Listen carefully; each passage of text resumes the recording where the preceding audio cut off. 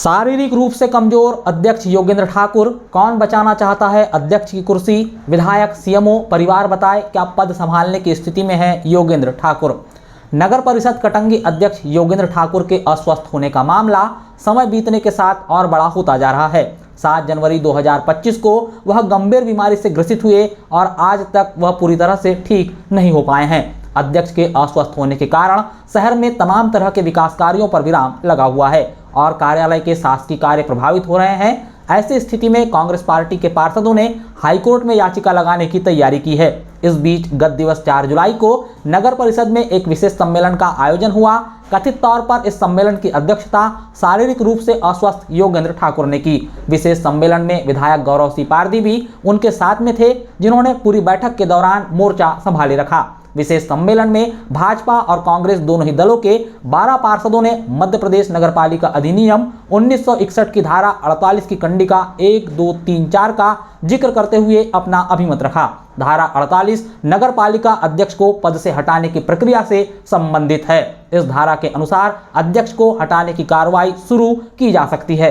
धारा 48(2) में अध्यक्ष के अधिकार छीनने की शक्ति निहित है, मगर ऐसा करने से पहले नैसर्गिक न्याय के सिद्धांतों का पालन करना भी अनिवार्य है, यानी अध्यक्ष को भी पक्ष रखने का अवसर दिया जाता है। पार्षदों ने 4 जुलाई को विशेष सम्मेलन में उन्हें यह अवसर दे दिया है, जिस पर अध्यक्ष की ओर से अब तक कोई प्रतिक्रिया सामने नहीं आई है। श्री योगेंद्र बड्डू ठाकुर 7 जनवरी को उनको पैरालिसिस अटैक आया था।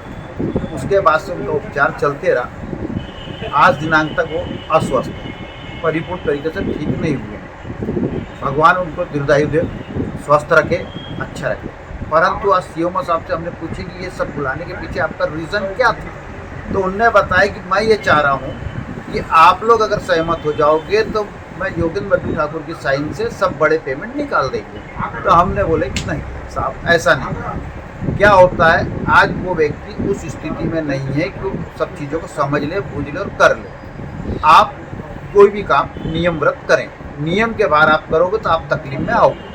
दूसरी बात, जब मीटिंग में ये प्रस्ताव 48 धारा के अंतर्गत बातें चर्चा हुई तो श्री बानासुर दुबे जी ने, जो हमारी नगर पालिका में लेखापाल के पद पर हैं, उनने 48 की धारा का उच्चारण करते हुए बताया कि 3 माह तक अध्यक्ष या उपाध्यक्ष कोई भी मीटिंग या कोई परिषद को अटेंड नहीं करता तो वो स्वयं निरस्त माना जाता है, शून्य माना जाता है। तो जब उस दिन धारा 48 के अंतर्गत बैठक हुई, जिसको छुट्टी का आवेदन कहते हैं, उस छुट्टी के आवेदन को हमने अस्वीकार किया।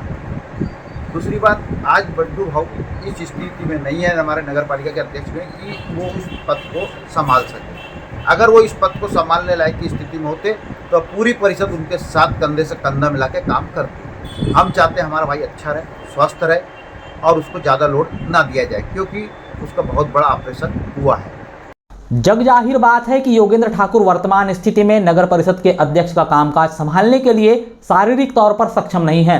विशेष सम्मेलन में उनकी शारीरिक दशा देखकर ही यह बात स्पष्ट हो गई। बावजूद इसके उन्हें अध्यक्ष बनाए रखने के लिए उनकी अनुपस्थिति के 6 माह पूरे होने से ठीक 3 दिन पहले यानी 4 जुलाई को विशेष सम्मेलन का आयोजन करवाया गया और उनकी उपस्थिति भी दर्ज करवाई गई, लेकिन किसी ने यह बात नहीं बताई कि वह काम करने में अक्षम हैं। मुख्य नगर पालिका अधिकारी और विधायक को सार्वजनिक तौर पर शहर की जनता को यह बताना चाहिए कि अध्यक्ष पदेन दायित्वों का निर्वहन करने में सक्षम है या नहीं, लेकिन जवाब देने वाले यह जिम्मेदार लोग इस पूरे मामले में चुप्पी साधे हुए हैं।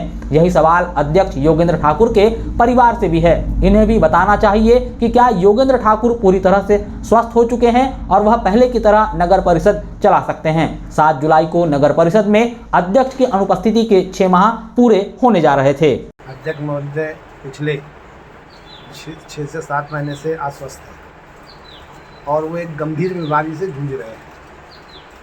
ठीक है, अभी वो थोड़े बहुत रिकवर हुए हैं, परंतु इतने भी नहीं हुए हैं कि वो अपने आप में खुद डिसीजन ले सके पालिका के पक्ष में। आज शहर की जनता को, वार्ड के पार्षदों को, अपने अपने वार्डों में लोगों को जवाब देते नहीं बन रहा है। क्यों? क्योंकि आज 6 महीने के ऊपर हो गया, अध्यक्ष की गैर मौजूदगी में कोई काम नहीं हो पा रहे हैं। ना इसके पहले भी नहीं हुए, मौजूद थे तो भी नहीं हुए और अभी भी नहीं हुए। आज हमारे को सीएमओ साहब ने उसी मिशन पे यहाँ बुलाया कि देखिए अध्यक्ष महोदय नहीं है, मगर मैं आपके छोटे मोटे काम करके दूंगा। परंतु हमारा उनसे एक ही निवेदन था कि भाई आप किस बेस पर काम करके देंगे हमको। जब आज पालिका में अध्यक्ष की मौजूदगी नहीं है, आपने उस दिन हमारे को बैठाल के हमको ये बता दिया कि धारा 48 के अंतर्गत अध्यक्ष जो है 3 महीने की ना उपस्थिति में निष्क्रिय हो जाता है, पद खाली हो जाता है, तो फिर अभी हम किसको अध्यक्ष मान के काम करें? जब तक हमारी पालिका में कोई नई चीज़ या कोई अध्यक्ष बैठता नहीं या पालिका का कोई चुनाव होता नहीं या किसी प्रकार का कोई मनोनीत होता नहीं, तब तक हम उनको काम बता के करेंगे क्या? क्योंकि ऑलरेडी पहले से काम उनको बताए हुए हैं जो आज तक पूरे नहीं हुए। तो आगे क्या हम पब्लिक को यही लालीपाप देते रहें? किसी के अभी आए साहब आपने पूछे हैं तो हम बता रहे हैं, उनके जानकारी में है हमारे कौन कौन से छोटे छोटे लाख रुपए के भी काम नहीं हो पा रहे, तो हम उसको कैसे एक्सेप्ट करें? तो जब तक अध्यक्ष महोदय खुद के कॉन्फिडेंस पे नहीं आते, हम उनको किसी भी मामले में हम उनको परिपक्व नहीं मानते। गौरव सिंह पारदी विधायक बनने से पहले ही योगेंद्र ठाकुर को बेहद करीबी से जानते हैं।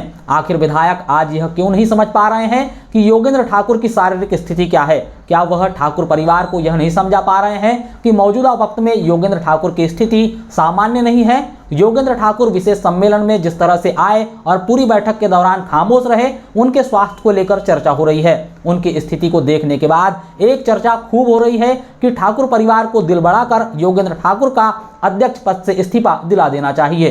शहर का प्रत्येक नागरिक योगेंद्र ठाकुर के पूरी तरह से स्वस्थ होने की कामना करता है, मगर अभी तो एक बात साफ है कि वह पूरी तरह से स्वस्थ नहीं हुए हैं। खास तौर से शारीरिक तौर पर वह फिट हो चुके हैं ऐसा बिल्कुल भी नहीं है। ऐसी स्थिति में भी उनको विशेष सम्मेलन में लाया जाना बता रहा है कि योगेंद्र ठाकुर के स्वास्थ्य से कहीं अधिक कुर्सी बचाने की चिंता हो रही है और यह कुर्सी कोई और बचाना चाहता है। वह कौन है, यह भी एक सवाल है। नगर परिषद अध्यक्ष योगेंद्र ठाकुर कार्य करने में शारीरिक तौर पर अक्षम है, यह बात तो परिवार को सामने आकर बताना चाहिए था। नगर की जनता को अपने अध्यक्ष के स्वास्थ्य की हालत के बारे में जानने का पूरा अधिकार है। विधायक या ठाकुर परिवार का कोई भी सदस्य पूरे दावे के साथ सामने आकर बताए कि योगेंद्र ठाकुर स्वस्थ हो गए हैं और वह नगर परिषद का संचालन करने में सक्षम है, तो जनता यकीन कर सकती है। इस बात को विश्वसनीय तरीके से साबित करने के लिए वह सर्टिफिकेट भी सार्वजनिक कर दिया जाना चाहिए जिसमें चिकित्सक ने योगेंद्र ठाकुर को फिट करार कर दिया है। अगर योगेंद्र ठाकुर वाकई में इतने स्वस्थ हो गए हैं तो फिर उनकी अनुपस्थिति के 6 माह पूरे होने से ठीक 3 दिन पहले ही आनन फानन में विशेष सम्मेलन क्यों बुलाया गया, यह भी एक बड़ा सवाल है। मीटिंग में मैंने पूछा कि आप जब अध्यक्ष के रूप में बैठे हो तो क्या मुझे जानते हो, क्या मेरे वार्ड के कितने काम हो चुके हैं, क्या आप हो चुके हैं तो बताइए कि कौन से वार्ड का मेरा काम हुआ है, कौन से वार्ड का काम नहीं हुआ है और कौन सी राशि आ चुकी है। इसका कोई जवाब नहीं दिया गया है। किसी ऐसे जनप्रतिनिधि का हस्तक्षेप तो नहीं है आपके नगर पालिका में? नहीं सर, उसके बारे में तो कुछ नहीं जानती। मतलब आप ये चाहती हैं कि अध्यक्ष बदलना चाहिए, नया अध्यक्ष होना जी चाहिए? सर, ये मेरा भी कहना नहीं है, सभी पूरे पार्षद लोगों का कहना है कि हमें नगर बदलना है, क्योंकि हमारे सभी पार्षदों का कहना यह है कि 3 साल हो चुके हैं, अब अपने पास में 2 साल बचा हुआ है, तो 2 साल के अंदर हम कुछ अच्छा करें। नया अध्यक्ष बनाने के इच्छुक सभी लोग हैं। अब उसके आगे बाद में देखा जाता है कि निर्णय आगे परिषद हम लोग मिलकर क्या किया जाए। अभी बारिश का मौसम शुरू होने वाला है। नगर की जनता दलदली और कीचड़ सड़क से लबरेज, कच्ची सड़कों और गंदी नालियों की बदबू से परेशान है। तो क्या अध्यक्ष इन समस्याओं का जायजा लेने के लिए वार्डों का भ्रमण करेंगे या फिर विशेष सम्मेलन में विधायक ने उपयंत्री और सफाई शाखा प्रभारी और सीएमओ को जो आदेशित किया है उसी पर काम होगा? आज शहर की जनता के कामकाज प्रभावित हो रहे हैं। क्या अगर योगेंद्र ठाकुर स्वस्थ होते तो जनता को परेशान होना पड़ता? योगेंद्र ठाकुर की सेहत में सुधार हुआ है किंतु वह पूरी तरह से स्वस्थ नहीं है। आम भाषा में कहा जाए तो उन्होंने मौत को चकमा दे दिया है। लेकिन यह कहना कि वह परिषद का संचालन कर सकते हैं नगर की जनता के साथ धोखा होगा। योगेंद्र ठाकुर के शरीर का एक हिस्सा लकवाग्रस्त है, वह लड़खड़ाती जबान से भी बहुत मुश्किल से बोल पाते हैं। योगेंद्र ठाकुर को अभी स्वास्थ्य की दृष्टि से आराम करने की जरूरत है। अगर वह अपने पद पर बने रहना चाहते हैं तो भी उनके परिवार को स्वास्थ्य कारणों को ध्यान में रखते हुए पद से इस्तीफा दिलवा देना चाहिए। यह न सिर्फ योगेंद्र ठाकुर के स्वास्थ्य के लिए हितकारी होगा बल्कि शहर के विकास के लिए भी।